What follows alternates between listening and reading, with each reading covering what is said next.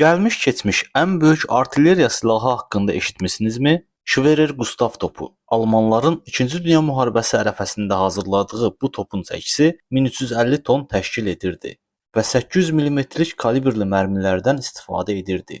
Bu mərmilərin çəkisi növündən asılı olaraq 5 tondan 7 tona qədər çəkiyə sahib idi və top 47 kilometr mənzili vura bilirdi. Silah fransızların Maginot xətti istehkamlarını dağıtmaq üçün yaradılsa da, ilk dəfə Sevastopol müharibəsi zamanı istifadə edildi və Sovetlərin bunkerini və silah anbarını dağıtdı. Alman mənbələrinə görə mərmi 30 metr dərinliyə qədər nüfuz etmişdi. Bu həm də silahın döyüş şəraitində son istifadəsi oldu. Çünki silahın praktiki baxımdan faydası az idi. Belə ki, bu nəhəng yalnız relslər üzərində hərəkət edirdi. Asan hədəf idi, atəş açılması və yenidən yüklənməsi bir neçə saat vaxt alırdı. Buna görə də bir gün ərzində cəmi 14 atış həyata keçirə bilirdi. Sevastopoldan sonra almanlar bu topu bir müddət arxa cəbhədə saxladılar. Amma məğlub olacaqlarını anladıqları zaman düşmən əlinə keçməsin deyə partladaraq məhv etdilər. Bu cür maraqlı məlumatların davamı üçün səhifəni izləməyi unutmayın.